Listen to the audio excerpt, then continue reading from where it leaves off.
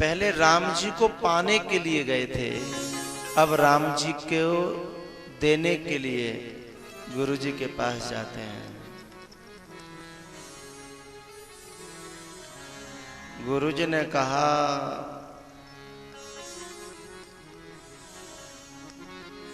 कि शुभ मुहूर्त जब राम में तिलक है जाए, उस मुहूर्त कोई शुभ मुहूर्त समझना है, हो जाए तो ही समझना। लेकिन दशरथ जी समझ नहीं पाए। है?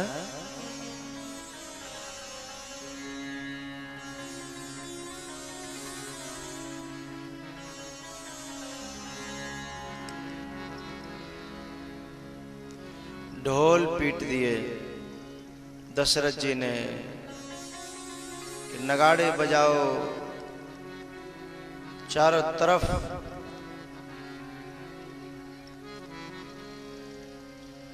और राजनीति कुछ और कहती है, जोग जुगते तप मंत्र प्रभाव,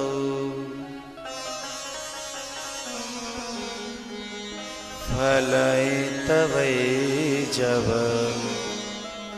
करिय दुराव।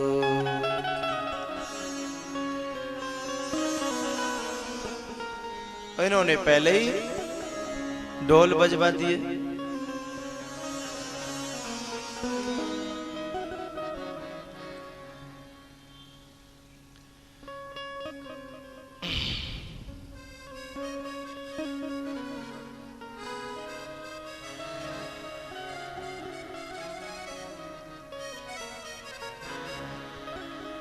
मंथरा ने कैकेयी को जाकर के भ्रमित किया।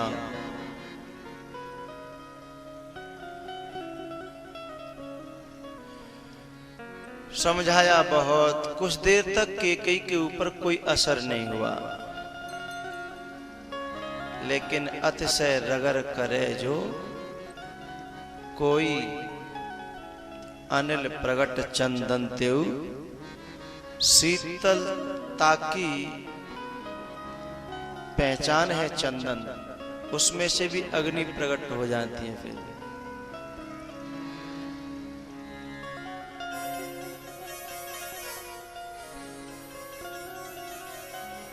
भैया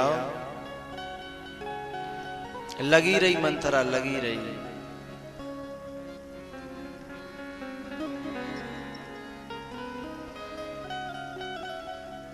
मंथरा हट्टी नहीं। आखिरकार कैकेयी का मन परिवर्तन होने लगा।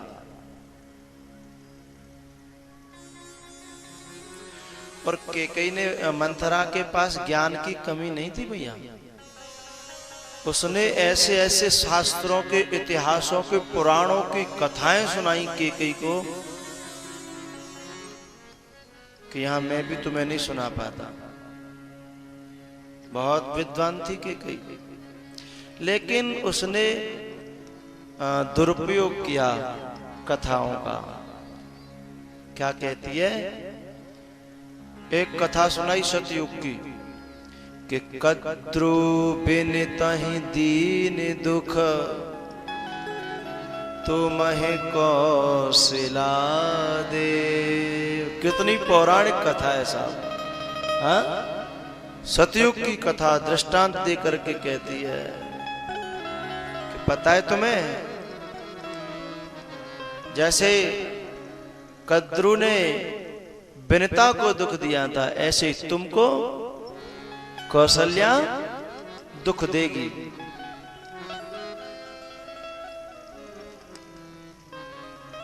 इतिहास गवाह है। क्या कहती है? इतिहास गवाह है। और मैंने एक दिन कहा था कि झूठा की पहचान, और आज बता रहा हूं, पर ये ठीक नहीं है वैसे बताना। लोग पहचान में आ जाते हैं तो उनको बुरा लगता है। नहीं बता रहे, आगे चलते हैं। हैं? तुम में थे कोई भयो तो मंजूर।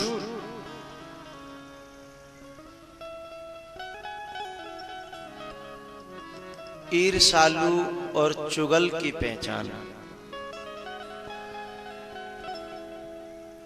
ईर्ष्यालु यानी जलने वाला कह लो मोटे रूप में, अथवा चुगल, उसकी पहचान आप मंथरा से सीखिए। जो ये कहे तुमसे, देख वैसे हमें तो कुछ लेनो देनो ना, हम तो तेरे हित के लिए कह रहे हैं। और फिर अब ज्यादा तो हम पे झूठ साँच आमत ना, साँची साँची कह रहे हैं, और साँची तो कड़वी लगती है, अब तो लगे तो भैया लग, ऐसे जो कहे। मंत्रा क्या कहती है? को नृप होय हमें कहानी,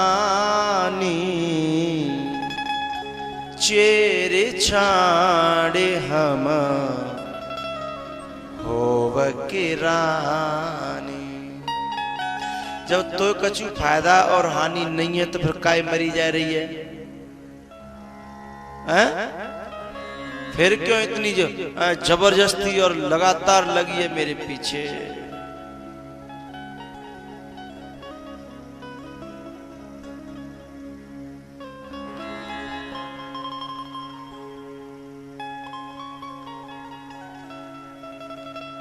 को नृप होय हमें का हानि, को नृप हो।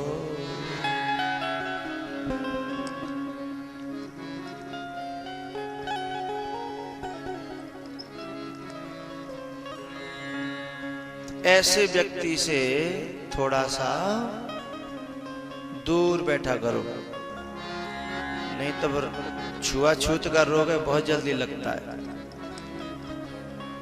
कई में लग गया ना, थोड़ा सा संग किया और कई में रोग लग गया।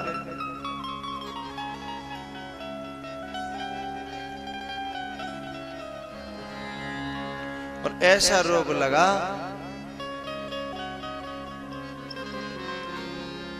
कि पूरा बुद्धि का तख्ता ही पलट गया। जितने प्यारे लग रहे थे वे सब दुश्मन लगने लगे, और अकेली केवल मंथरा प्यारी लगने लगी। दशरथ भी बेकार लग रहे हैं, राम भी, कौशल्या, सुमित्रा, सब अयोध्या, सब एक तरफ। अब तो केवल कौन प्यारी लग रही है? मंथरा।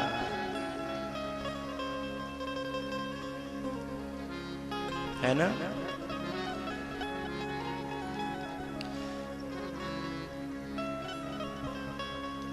तो मालूम पड़ जाए कि ये व्यक्ति ऐसा है तो जहां तक हो सके बचना, क्योंकि ये रोग ऐसा है, इसका इलाज बड़ा मुश्किल है। क्योंकि इस इलाज को करने से डॉक्टर भी घबराता है, क्योंकि डॉक्टर इस इलाज को करने जाता है तो खुद में भी इन्फेक्शन होने की संभावना रहती है। समझ रहे हो ना? खुद के भी इन्फेक्शन हो सकता है। इसलिए सदगुरु भी, संत भी ऐसे मरीज का इलाज करने से डरता है, फिर वो उससे दूरी बनाता है।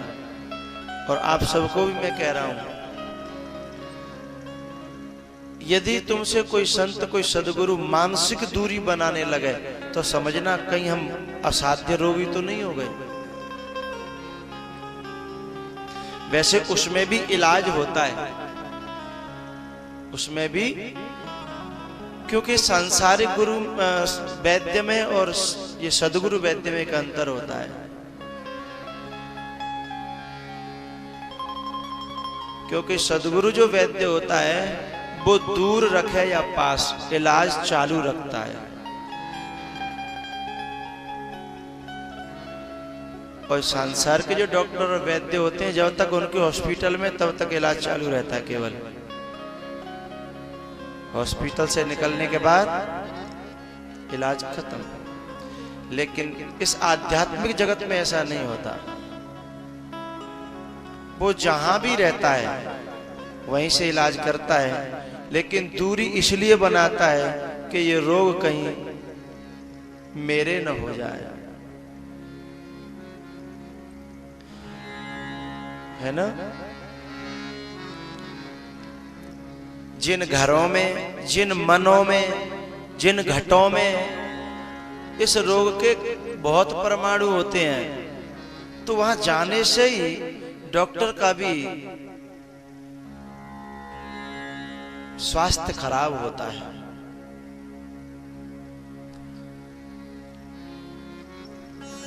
मैं आपको एक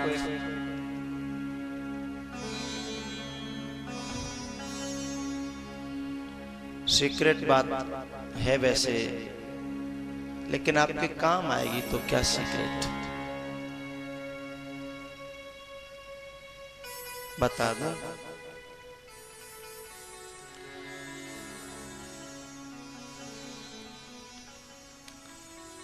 जब कोई वैराग्य लेता है, कोई साधु होता है, तो उनके गुरुजन उन्हें बताते हैं कि ऐसे ऐसे घरों की रोटी मत खाना, ऐसे ऐसे इस प्रकार के जो घराने हो उनकी रोटी मत खाना। ये जब वैराग्य लिया जाता है तो गुरु उसे बताता है। यदि तूने इन इन व्यक्तियों में, इन इन घरानों में यदि रोटियां खाई तो तेरी बुद्धि ठीक नहीं रहेगी।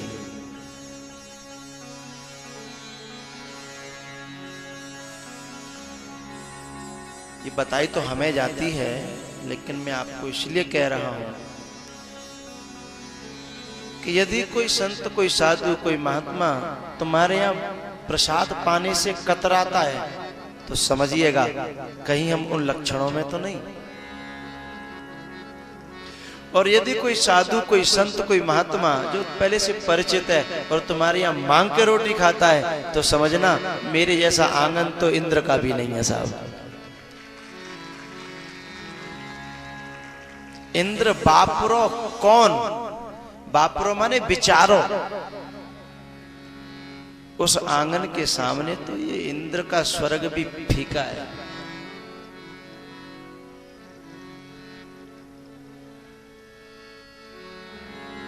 तो इन इन घरानों की रोटी जरूर खाना, हो सके तो मांग के खाना, ऐसा बताया जाता है।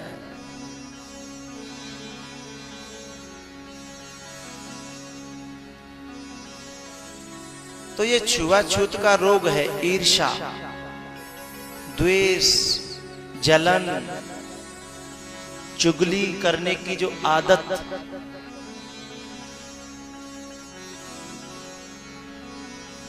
इनसे दूरी बना के रखिएगा। जो अपने भाव में डूबा हो, आनंद में डूबा हो और जो दूसरों की प्रशंसा में लगा हुआ हो, उसका संग करने से तुम्हें कभी घाटा नहीं होगा।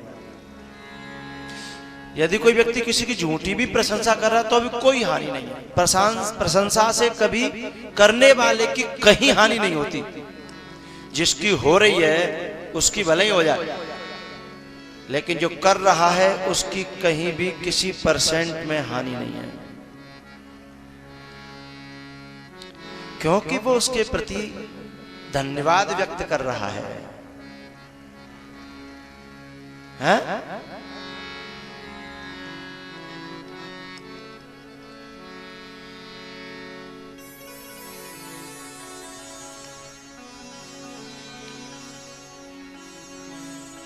दुष्ट संग जन देई विधाता, दुष्ट संग जन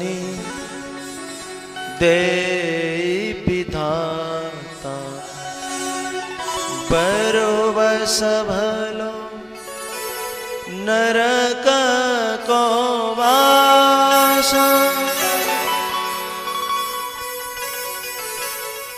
उससे भला नरक का वास है। आखिरकार कैकेयी को ये रोग लग गया। और मैंने एक दिन कहा था, कुछ रोग स्वास्थ्य के लिए फायदेमंद होते हैं और कुछ रोग स्वास्थ्य के लिए हानिकारक होते हैं। नई बात सुन रहे होंगे आप, शायद लगता होगा कि रोग स्वास्थ्य के लिए फायदेमंद कैसे हो सकते हैं। कुछ रोग स्वास्थ्य के लिए फायदेमंद होते हैं।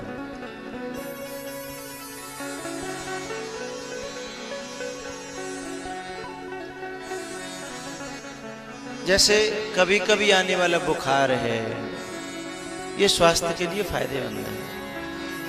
जैसे आपके घर के आसपास ज्यादा कचरा इकट्ठा हो जाए तो तुम क्या करते हो? तुम फिर अपने बच्चों से कहते हो बेटा इकट्ठा करके आग लगा दो, इकट्ठा करके आग लगा दो, जिससे कचरा समाप्त हो जाए। शरीर में जब कोई एक्स्ट्रा कचरा, गंदगी, कुछ फालतू सामान इकट्ठा होता है, तब अंदर के जो कर्मचारी हैं हमारे शरीर के, वो उस कचरे को जलाने के लिए अग्नि पैदा करते हैं, अग्नि पैदा करते हैं। जब तुमको बुखार आता है तो शरीर में क्या होता है? गर्माई होती है ना, अग्नि ही तो है, वो अग्नि है।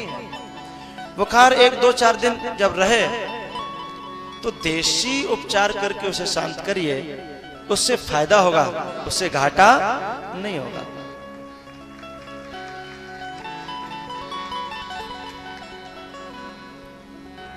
कुछ रोग स्वास्थ्य के लिए फायदेमंद होते हैं।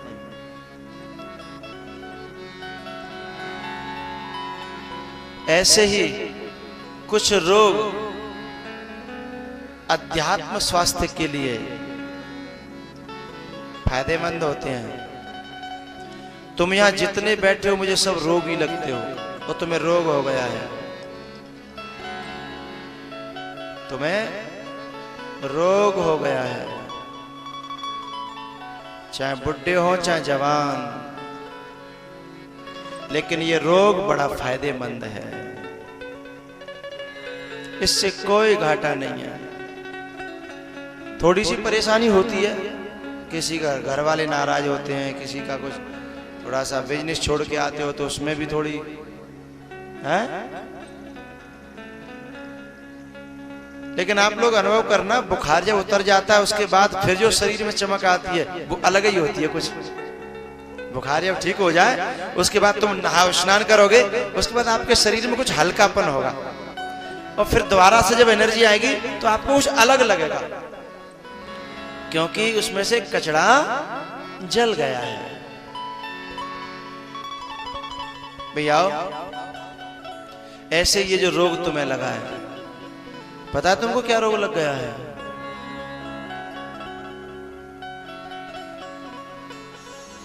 सब जानते हो, मुझे बताने की जरूरत नहीं है।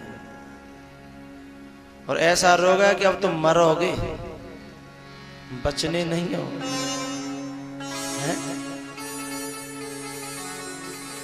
हाँ सुना दो, सुना दो।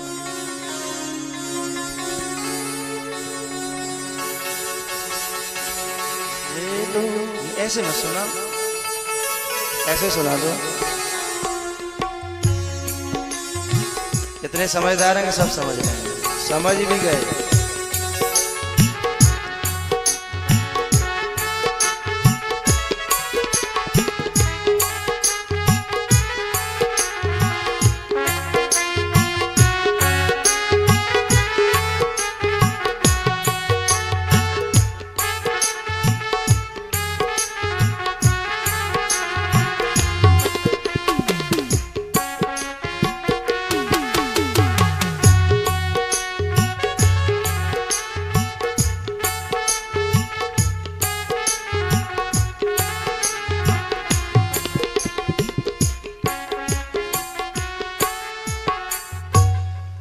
हकीमों के चक्कर भी काटूं मैं कब तक, मेरी मर्ज की तो दवा ही नहीं है। और मीरा क्या कहती है? है? मीरा कहती है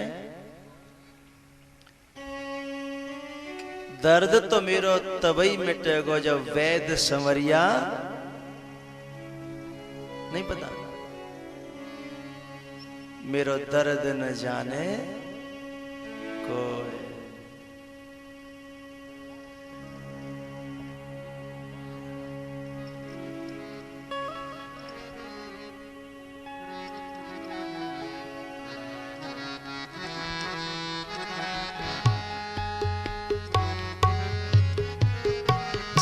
दर्द न जाने को सखीरी मेरो दर्द न जाने।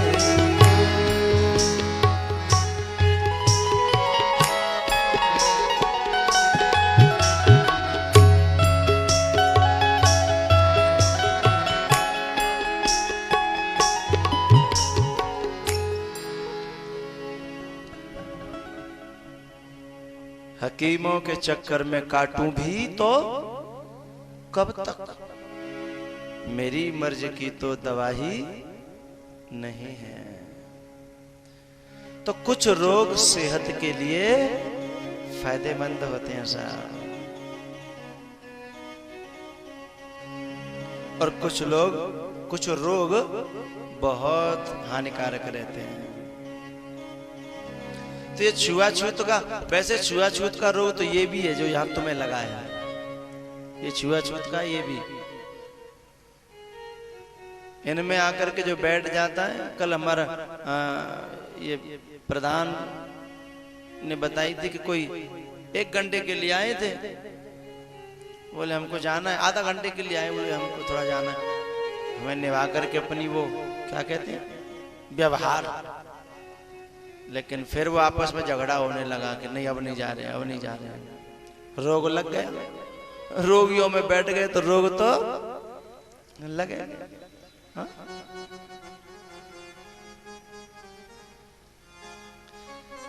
केकई को रोग लग गया साहब, और ये थोड़ा हानिकारक रोग था। कोप भवन में पहुंच गई। उधर दशरथ जी खुशी के मारे जा रहे थे। आखिर में ज्यादा उस विषय में नहीं जाऊं। दशरथ परास्त हो गए केकई के सामने, और केकई ने वरदान मांग लिए।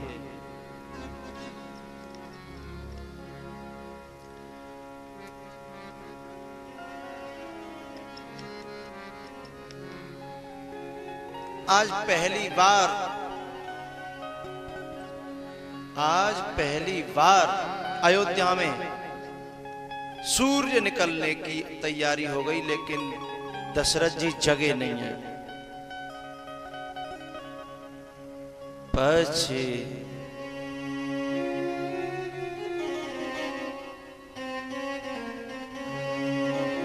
पछिले पहर भूपनीत जागा। हमेशा रात्रि का चौथा पहर यानी सुबह की ब्रह्म मुहूर्त बेला, उसमें रोज जग जाते थे दशरथ। आज नहीं जगे, हंगामा हो गया पूरी अयोध्या में, क्या हुआ क्या हुआ। तब सुमंत्र जी को भेजा सीधे दशरथ जी के पास, तो हालत खराब थी, दशरथ जी की हालत खराब थी।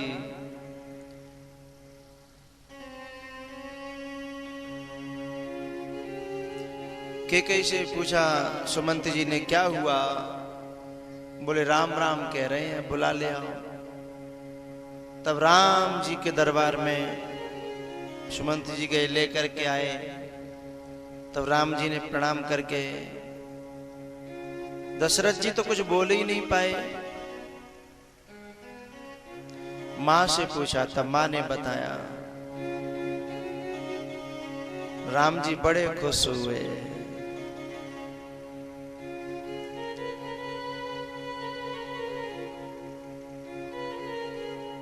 राम जी ने कहा, मां तूने मेरा मनोरथ पूरा कर दिया। बस वनवास की तैयारी। अब समस्या तो सीता जी और लखन के सामने कि वो राम के बिना रह नहीं सकते। आखिर सीता जी ने भी अपनी बात मनवा ली। अब रहा बेचारा लखन।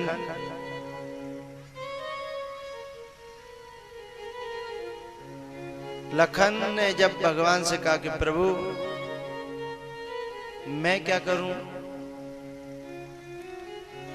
बोले अयोध्या में रहकर के पिताजी की आज्ञा का पालन करो। लखन ने कहा तो मैं तो जानता ही नहीं मेरा पिता कौन है। कितनी बड़ी बात कह दी।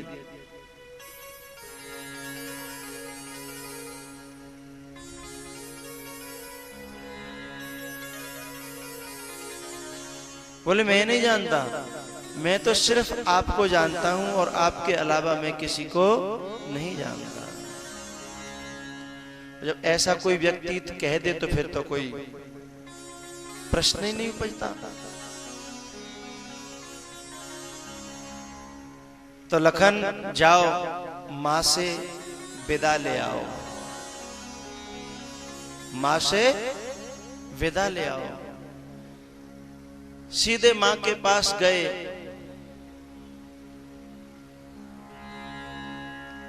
और मां सुमित्रा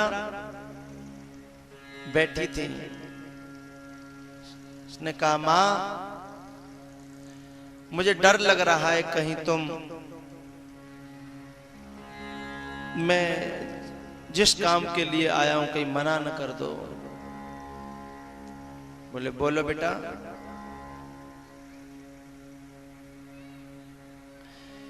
ऐसे ऐसे भगवान ने मुझे भेजा है कि मां से विदा ले आओ।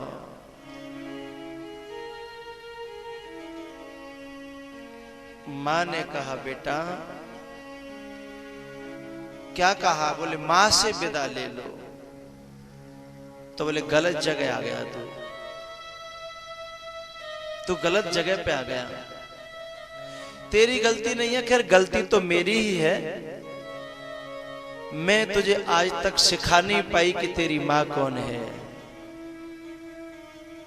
गलती तो मेरी आई जो तू गलत जगह आ गया, क्योंकि मैंने आज तक तुझे ये पूरी तरह विश्वास नहीं दिला सकी मैं कि तेरी मां कौन है। पर कोई बात नहीं बेटा, मैं तो तेरी गुरु हूं, गुरु। तात तुम्हारे मातु बेदेही। एक बात बताऊं भैया, मां तो वो है जो ममता लुटा सके, मां तो वो है जो प्रेम लुटा सके, मां तो वो है जो हर जगह हर तरह से हित कर सके। वो मां है, चाहे वो पुरुष के रूप में हो, चाहे वो नारी के रूप में हो, चाहे वो किसी भी रूप में क्यों न हो, मां तो वही है।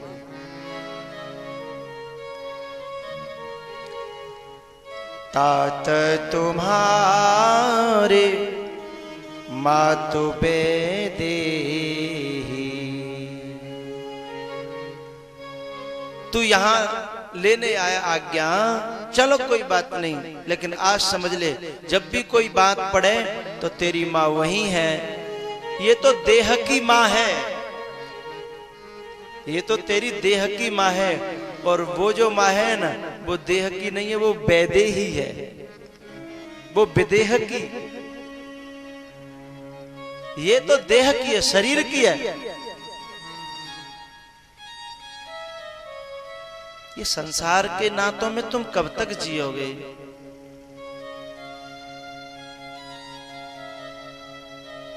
पता है जब विभीषण आया है राम से मिलने के लिए, तो बंदरों ने पकड़ लिया विभीषण को और जाकर के सूचना दी ऐसे ऐसे आया है। तो सुग्रीव से पूछा क्या करें? सुग्रीव कहता है जानिए जाए निशाचर माया, काम रूप के कारण आए। चारों तरफ शंका की दृष्टि से देखने लगे विभीषण को। जैसे तैसे करके हनुमान जी से मुलाकात हुई, जब राम जी के पास पहुंचे, तब विभीषण ने कहा कि तुमने तो कहा था कि राम जी के यहाँ दरबार में किसी को कोई रोक टोक नहीं है, यहाँ सबको भगवान अपना लेते हैं, मेरे को तो बड़े झंझट आए। हनुमान जी ने कहा तुमने परिचय गलत दे दिया भैया,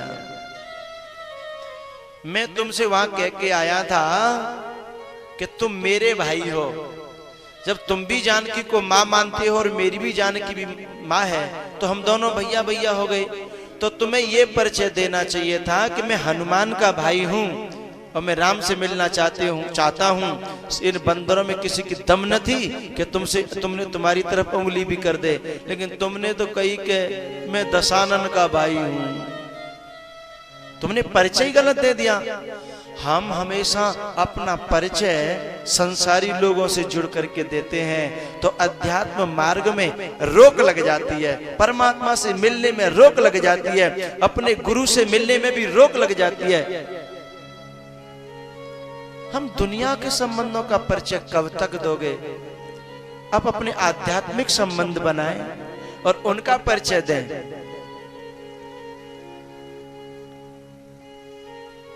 विभीषण भैया, अब तुमने परिचय गलत दिया, और परिचय गलत ही नहीं दिया, तुम अंदर से ये इस संबंध को संबंध को माने भी बैठे हो, इस गलत संबंध को माने भी बैठे हो।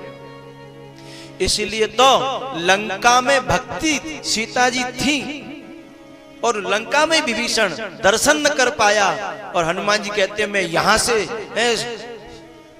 सागर पार होते हुए तुम्हारी लंका में कितनी चौकसी, कितनी पहरेदारी, कितने झंझटों के बाद मैं सीता जी के दर्शन यहां से जाके कर आया और तुम वहीं से वहीं दर्शन न कर पाए।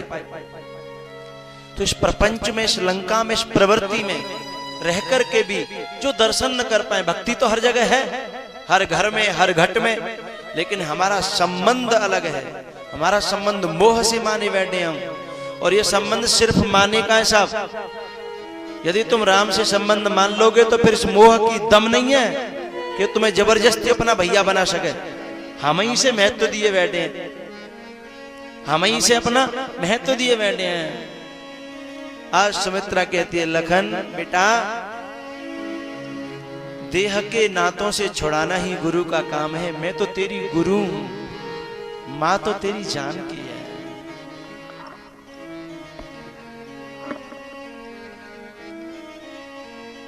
माँ पालन पोषण करती है, माँ विकास करती है, माँ रक्षा करती है, वो सब तो तेरी माँ करेगी।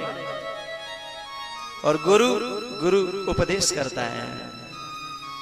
सुमित्रा ने उपदेश किया है, ठीक है बेटा, आज मेरी कोख सफल हो गई कि मेरा एक बेटा, मेरा एक लाल भगवान की सेवा में जा रहा है। आज मैं गदगद हूं बेटा, आज तू मेरे गले से लग जा। मेरे गले लगाने का मन हो रहा है। गले से लगाया और उससे कहा, काम कोह ईर्षा मद मोह, जन सपने इन के बस हो।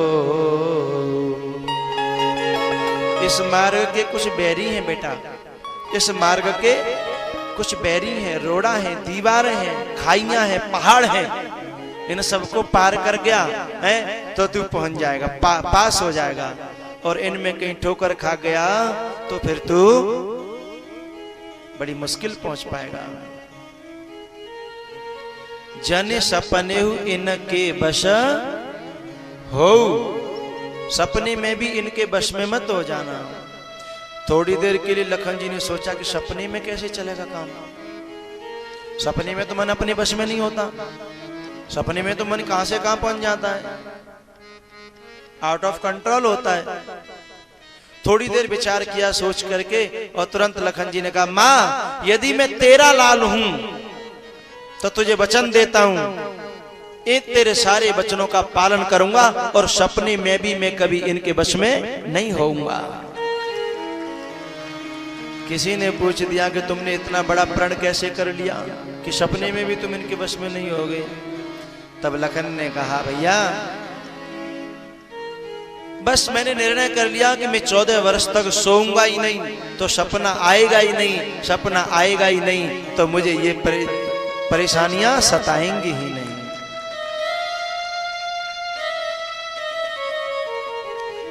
मां से चरणों में प्रणाम करके आज्ञा लियो, दौड़े सीधे राम जी के पास, हाथ जोड़ के खड़े हो गए। राम जी ने पूछा, विदा ले आए? बोले नहीं ला पाया। राम जी तो चकित रह गए। बोले मां ने आज्ञा नहीं दी? बोले अभी मां के पास पहुंचा ही नहीं। तो बोले कहां गए थे? बोले मैं तो ये जानकारी करने गया था कि मेरी मां कहां है। अभी मैं मां का परिचय जानने गया था, मां की जानकारी करने गया था, मां के बारे में मुझे जानना था। मुझे पता ही नहीं था मेरी मां कौन है। आज मैं ये जान के आया हूं कि मेरी मां कौन है। अब मैं विदा लूंगा। तब सीता जी के चरणों में लखन गिरे और कहा, मां अब आपकी क्या आज्ञा है? मेरे गुरुदेव ने बताया है कि आप मेरी मां हो, अब आप बताओ मैं वो करूं। राम गदगद हो गए, वाह सुमित्रा जननी हो तो ऐसी होनी चाहिए साहब। पुत्रवती जुवती जग सोई, रघुपति भगतो जासु सुत होई। न तरु बाज भले बादे बियानी, न तरु बाज भले बाद बिहानी। राम विमुख सुत ते बड़िहानी, राम विमुख सुत ते बड़िहानी। के जननी तू भक्त जने, के दाता के शूर। नाही तो तू बाज रहे, काहे गवावे काहे गवावे।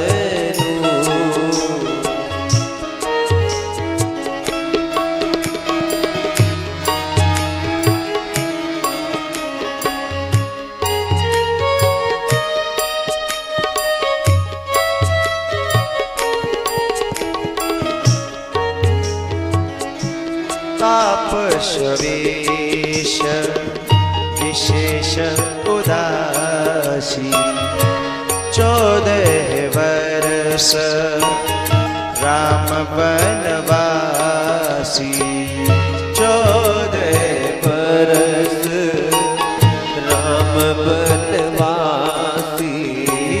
14 वर्ष राम बनवासी। 14 वर्ष राम बनवासी। तपस्वी का वेश धारण किया। तीनों प्राणी आज्ञा लेते और चलते और अयोध्या में हाहाकार हुआ साहब। सब रो रहे थे, कैकेयी को गालियां दे रहे थे कि डाहिन ने क्या ऐसा क्यों किया, क्या बिगाड़ा था इसका कौशल्या ने, इस राम ने, इस अयोध्या की जनता ने क्या बिगाड़ा था। अरे अरे इसे तो राम सबसे ज्यादा प्यार करते थे, लेकिन फिर भी क्योंकि कोई समझ न पाया कि रात रात में हो क्या गया साहब।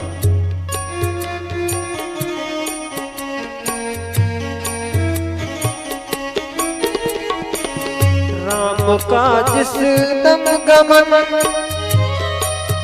बन की तरफ होने लगा, धरती का सीना फट गया और आसमां रोने लगा। गम भरी ये बात है,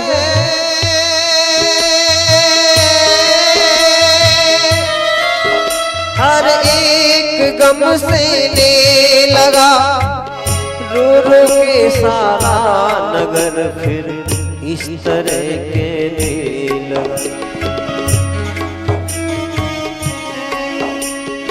आज अवध के धाम गमों के बादल छा रहे, सीता लक्ष्मण राम तीनों बन पूजा रहे।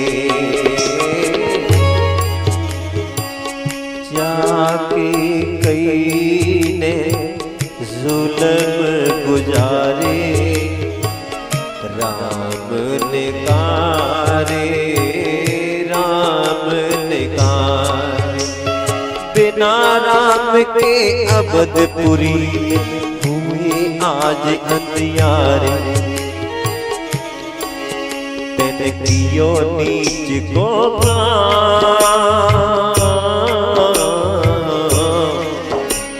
कियो नीच को काम, दुख नर नारी पा रहे। सीता लक्ष्मण राम तीनों बन पूजा रहे। आज अवध के धाम गमों के बादल छा रहे। सीता लक्ष्मण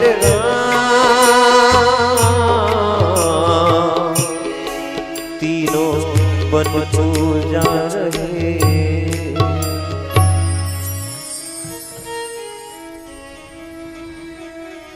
कौशल्या, सुमित्रा, इन दोनों की दशा का वर्णन करना तो संभव ही नहीं है। ये हालत तो अयोध्या के सामान्य जनों की थी। रात्रि में तमसा नदी के किनारे अयोध्यावासी वहां तक भी रुके नहीं हैं और कहते हैं कि तुम जहां जाओगे हम तो वहीं जाएंगे।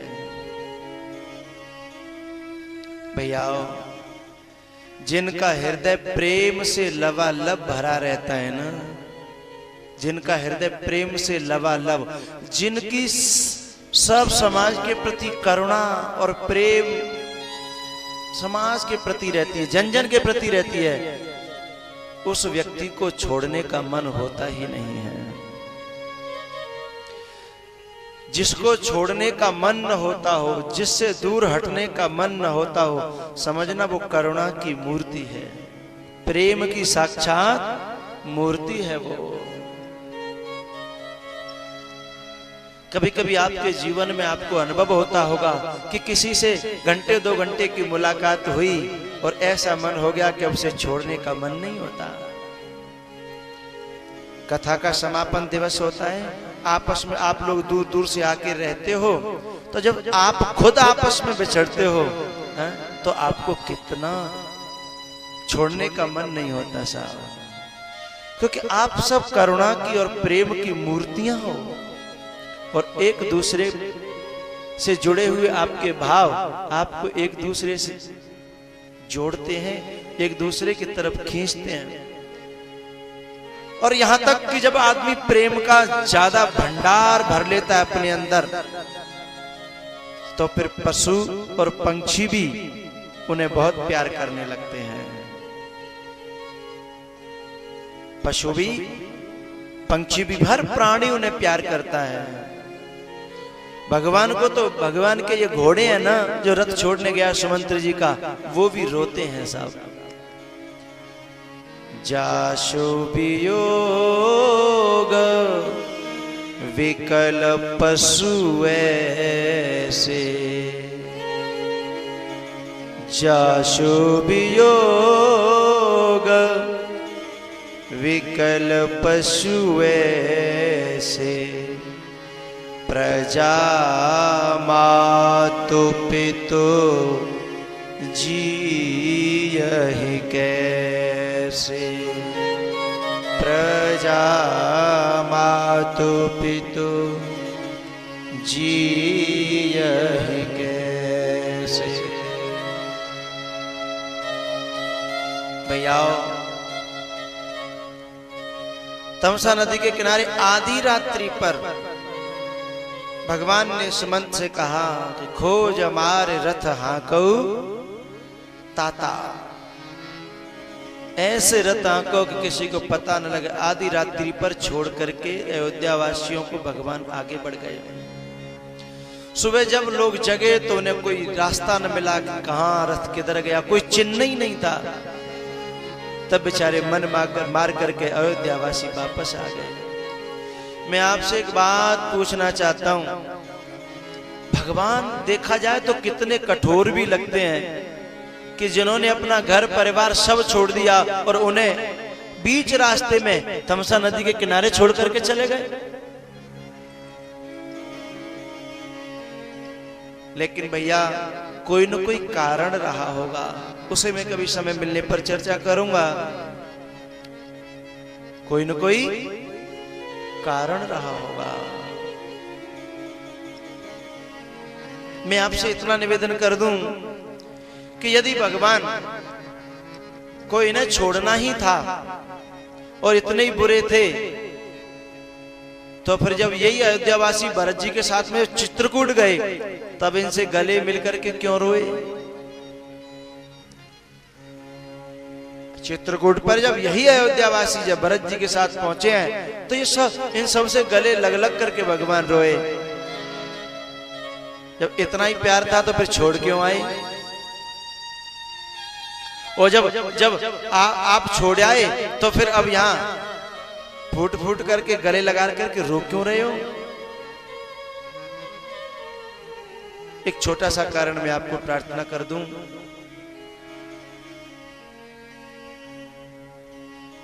भगवान कहते हैं, भैया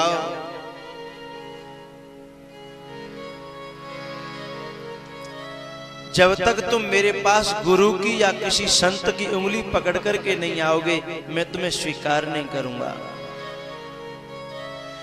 और इस समय जब भगवान राम का वनवास हुआ, तब ये तमसा नदी के किनारे तक जो पहुंचे हैं, इनके साथ न वशिष्ठ हैं, ऐसा गुरु नहीं है कोई, और भरत जैसा संत नहीं है कोई। लेकिन जब सदगुरु अपने साथ ले जाता है और कोई संत अपने साथ ले जाता है, तो परमात्मा को गले लगाना ही पड़ेगा। क्योंकि फिर बात भक्त की नहीं है, बात संत की और सदगुरु की है, क्योंकि वो लेकर के आया है। और मैं तो आपसे प्रार्थना कर दूं कि इस मार्ग में परमात्मा जा रहा हो तो जरूरी नहीं है तुम्हें साथ ले, लेकिन एक संत ऐसा होता है, सदगुरु ऐसा होता है कि जिसे भी देखता है साथ लगा लेता है। भरत ने किसी से मना नहीं की चलने से। राम जब जा रहे हैं यात्रा में, सबसे मना कर रहे हैं। कोई भी मिलता है सबसे मना करते हैं, लेकिन भरत ने किसी से मना नहीं की। यहां तक कि भरत ने तो कैकेयी से भी मना नहीं की। भरत ने तो कैकेयी से भी मना नहीं किया, जबकि कहना चाहिए था कि तेरी तो सब करे धरो, तू जा क्या करेगी।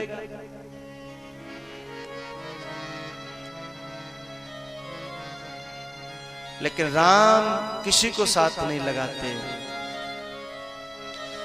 दूसरा एक कारण और है, तमसा नदी के किनारे भगवान इन्हें छोड़ करके क्यों गए पता है?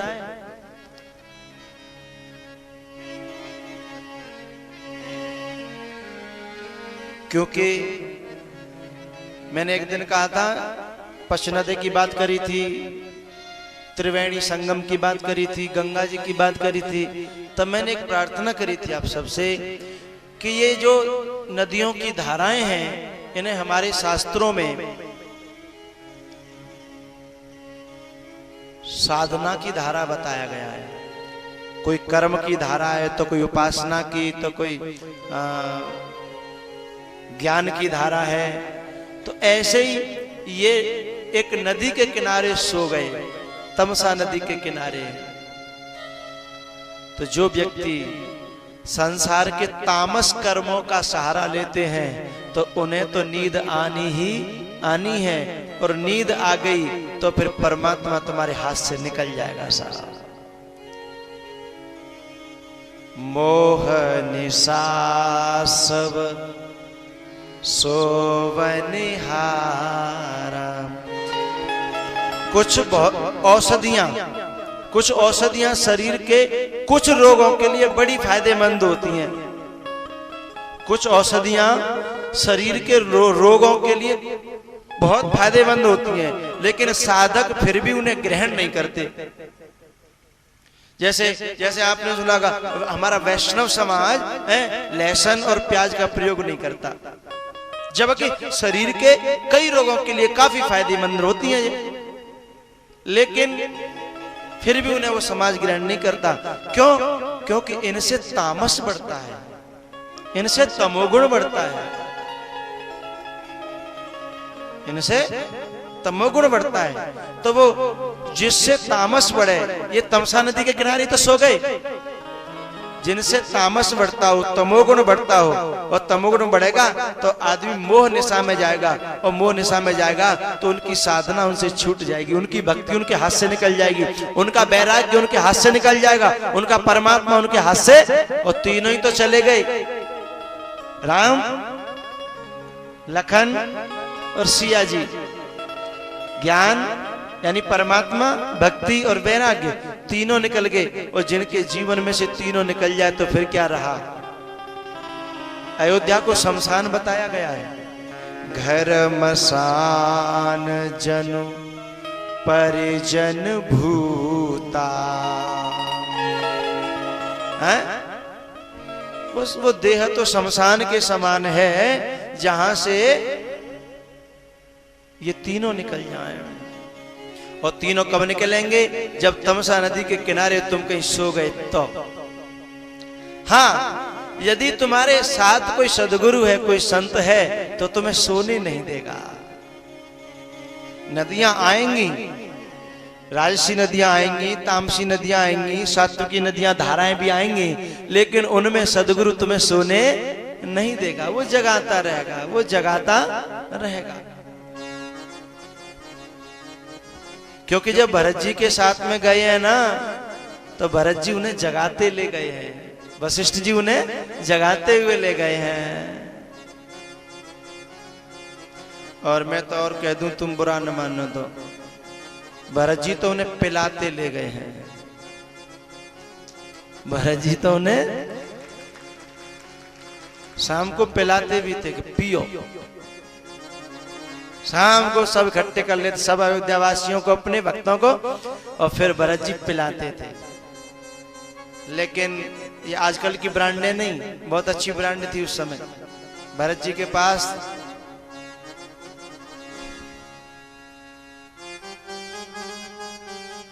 लोग पीते हैं पी पी के गिरते,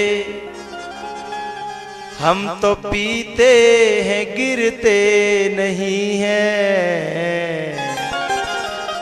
भरत जी पूरी यात्रा में पिलाते ले गए। और ये व्यासपीठ भी आपको पिलाते पिलाते आज 6वां दिन है, अभी 3 दिन और पिलाएगी। और सचमुच पीने से नशा होता है, ये तुम सब समझ रहे हो। ऐसा नशा जो उतरता ही।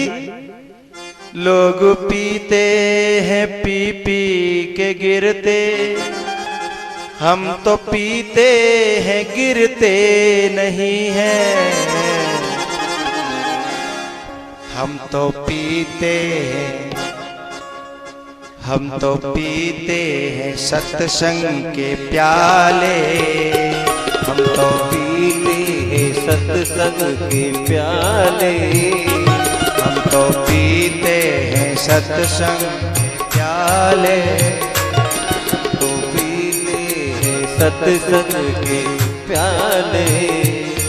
ये कीड़ों की मदिरा नहीं है, हम तो पीते हैं सत्संग के प्याले।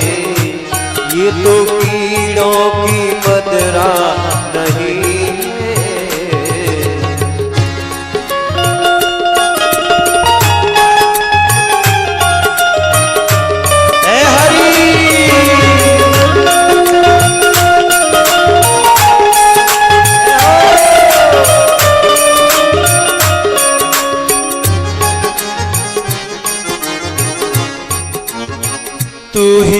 मेरा साकी, तू ही तो नशा है, तू ही मेरा साकी, हाँ तू ही तो नशा है, तू ही दर्द मेरा, तू ही दर्द मेरा, तू ही दवा है, तू ही दर्द मेरा, तू ही तो दवा है। पीने से पहले मेरे कदम लड़खड़ाए, पीने से पहले ही कदम लड़खड़ाए, ये मैं कौन सा मैं कदा है, मैं कौन सा मैं कदा।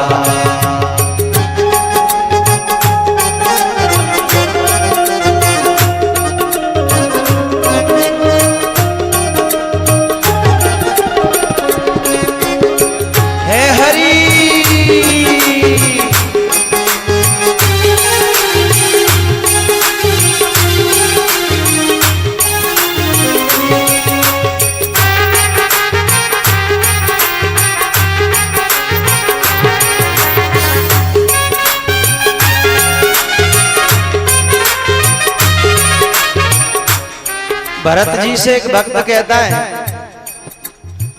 तू रब से मुखातिब, तेरी मुलाकात रब से है, परमात्मा से है। तू रब से मुखातिब, मैं तुझसे मुखातिब, तू रब से मुखातिब, मैं तुमसे मुखातिब। तुम्हें भी नशा है, मुझे भी नशा है, तुझे भी नशा है, मुझे भी नशा। जय हो।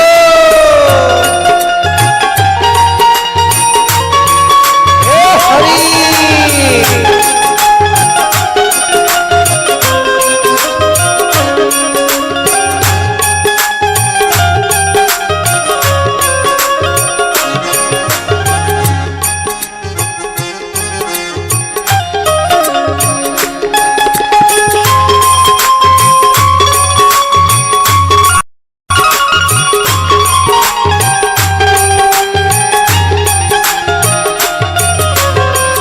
यही सोच कर कुछ भी कहता नहीं हूँ, यही सोच कर कुछ भी कहता नहीं हूँ।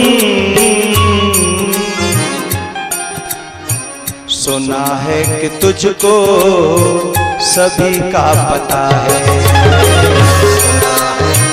तो सभी का पता है।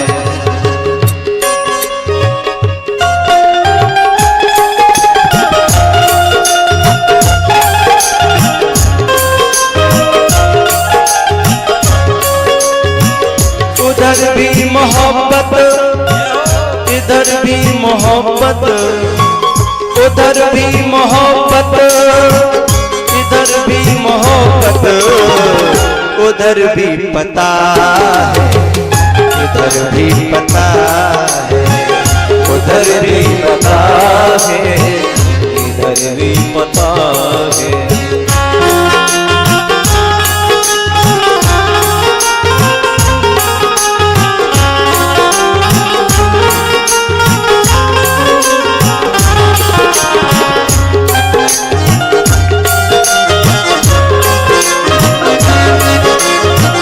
न वो कुछ कहे हैं, न मैं कुछ कहूँ, न वो कुछ कहे हैं, न मैं कुछ कहूँ।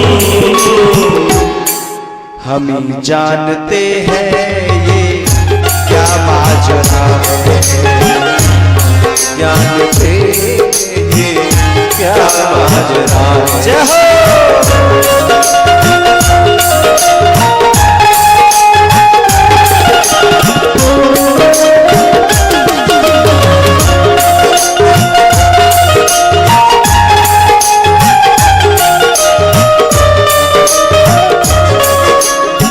न जाने ये आदत वो लाया कहाँ से, न जाने ये आदत लाया कहाँ से। है उससे भी राजी जो उससे खफा है उससे भी राजी जो उससे खफा है।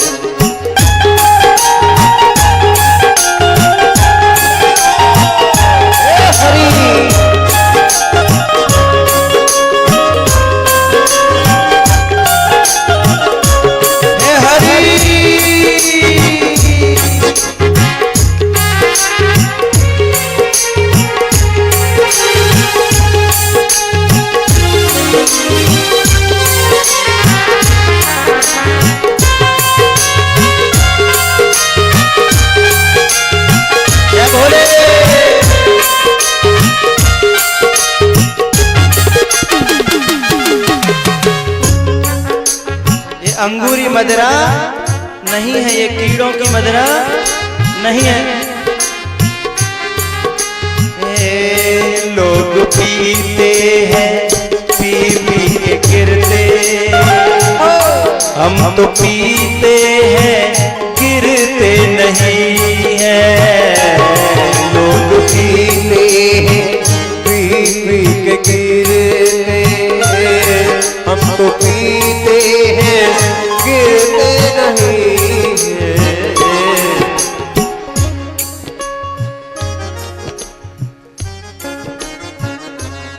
लोग पीते हैं पी पी के गिरते, हम तो पीते हैं गिरते नहीं।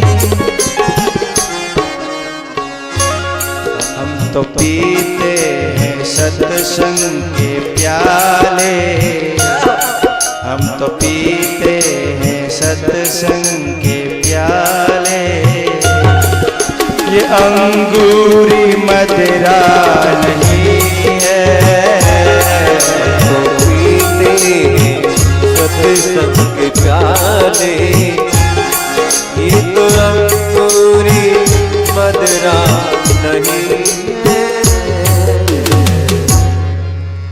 लोग पीते हैं पी पी के गिरते, हम तो पीते हैं गिरते नहीं हैं। हम तो पीते हैं सत्संग के प्याले। ये अंगूरी मदिरा नहीं है। भरत जी शाम को रोज पिलाते हैं, रोज, और थोड़ी बहुत नहीं पिलाते। सब ये कहें कि हाँ मन भरा कि नहीं भरा, सब ये कहते हैं मन भर गया, तो बोले ठीक है अब सो जाओ। और जब कोई आदमी इसको पी के सोता है तो वो सोते हुए भी जागता रहता है, सोते हुए भी। या निशा सर्वभूतानाम तस्याम जागृत संयमी, यस्याम जागृत भूतानि सा निशा पश्यतो मुने। शिथिल अंग, पीने वाले की अदा, एक्टिंग तुलसीदास जी ने बताई, पीने वाले का ढंग। शिथिल अंग पग मग डोलहे, शिथिल अंग पग डगमग डोलहे, बेहवल वचन प्रेम बस बोले। किसी ने कहा शिथिल अंग क्यों हो गए हैं, डगमग क्यों डोल रहे हैं, तो तुलसीदास जी ने बताया जाहि स्नेह सुरा सब छाके, छाके समझ रहे, छक्के पिए, छक्के में पेट भर के पिए। जाहि स्नेह सुरा सब छाके, करथ मनोरथ जस जिय जाके, करत मनोरथ तीरथ जस जिय जाके शिथिल अंग पग डग मग डोलहे देह बल वचन, क्योंकि वो अपनी मस्ती में होता है। और एक और बात बताऊं आपको, ये ध्यान रखना, ये सारी दुनिया झगड़ लेगी और सारी दुनिया एक दूसरे से बुरा मान जाती है, लेकिन पीने वाले का कोई बुरा नहीं मानता और पीने वाला किसी का बुरा नहीं मानता है साहब, ये पक्की बात है। पीने वाला जो होता है वो कभी किसी की बुरी नहीं मानता, 100 कह दो 50 कह दो कोई टेंशन नहीं। और जो लोग पीने वाले की बुरी नहीं मानते, कोई बात नहीं, पिए हुए कोई बात नहीं, कहने और पीने वाले को तो कहने की बात छोड़ो, पीने वाले को तुम 2 धर दो फिर भी वो कुछ ज्यादा नहीं बोला, ठीक कोई बात, चलो ऐसे। चाहे वो ये पीने वाले हो चाहे वो ये पीने वाले हो, सचमुच इन्हें दुनिया से ज्यादा लेना देना नहीं है, ये तो अपनी मस्ती में होते हैं। एक पीने वाला रोड पे अपनी मस्ती में चला जा रहा, लुढ़क पुढ़क लुढ़क पुढ़क, सामने से एक व्यक्ति आया, उसने हॉर्न दिया, लाइट टिपर दिया, लेकिन वो हटा ही नहीं, खड़ा, क्योंकि वो अपनी मस्ती में, उसे दिखाई नहीं दे रही तेरी मोटरसाइकिल। तो गुस्से में था, उसने उतर के मोटरसाइकिल एक दिया कनपटी पे खींच के। पीने वाले ने कहा कि तुमने मुझे मारा, तुमने मारा? उसने कहा हाँ मैंने मारा। बोले मजाक में मारा कि सचमुच में? उसने कहा मजाक वजाक नहीं करा, सचमुच में मारा। तो कोई बात नहीं, मुझे मजाक पसंद नहीं है। तो भी कोई बात नहीं है, हाँ मुझे मजाक पसंद नहीं है, सच में मारा तो कोई बात नहीं, ठीक है। तो चाहे वो ये पीने वाले, ये भी दुनिया से ऐसे, हमें क्या काम दुनिया से, हमारा राम प्यारा है साहब।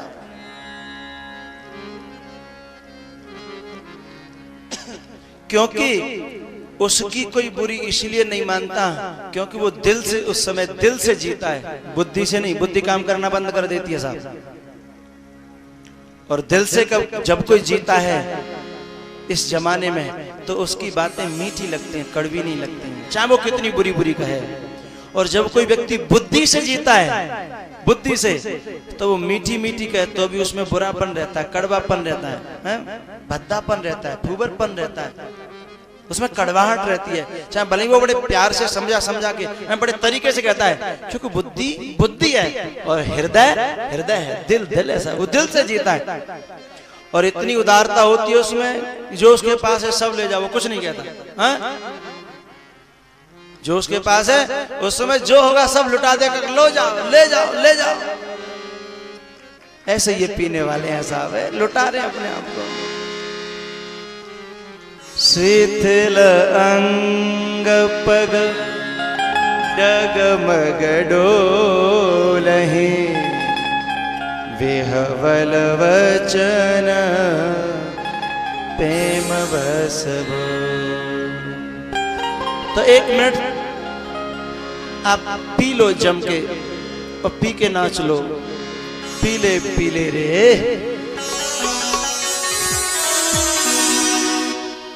राम नाम रस प्यार, पीले पीले रे राम नाम रस प्याला, पीले पीले रे राम नाम रस प्याला, राम नाम रस प्याला प्यारे, कृष्ण नाम रस प्याला, राम नाम रस प्याला प्यारे, कृष्ण नाम रस प्याला।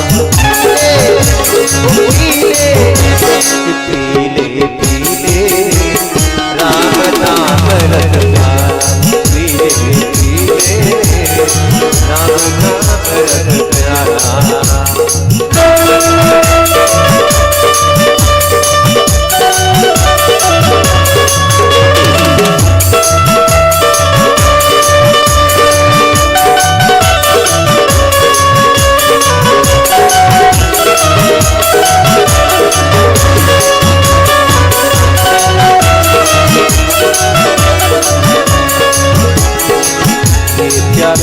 नरसी ने पिया,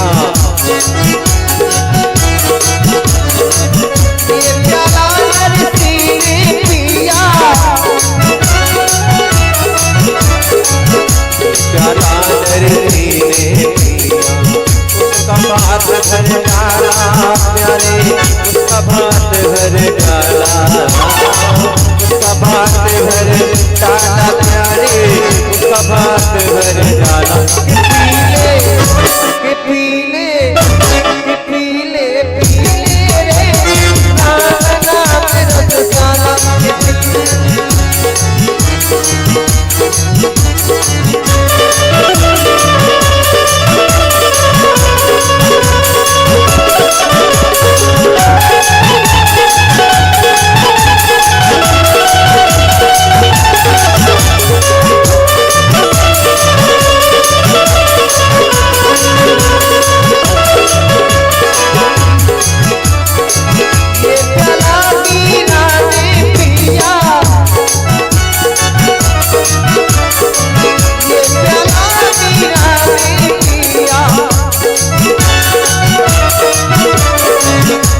अमृत कर डाला प्यारे, विष अमृत कर डाला, विष अमृत कर डाला प्यारे, विष अमृत कर डाला।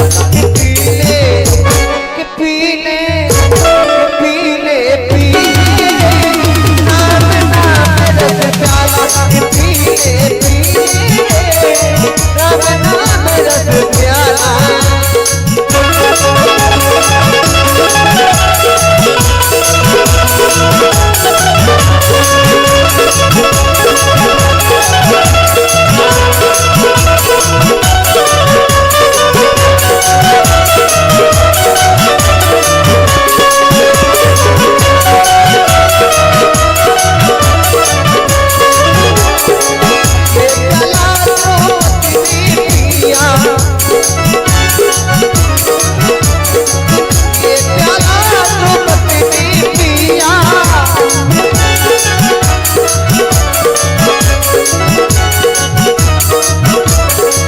लाज बचागे नंद लाला प्यारे, लाज बचागे नंद लाला, लाज बचागे गोपाला प्यारे, लाज बचाई गोपाला। के पीले पीले पीले पीले रे नाम नाम रस प्याला, के पीले पीले नाम नाम रस प्याला।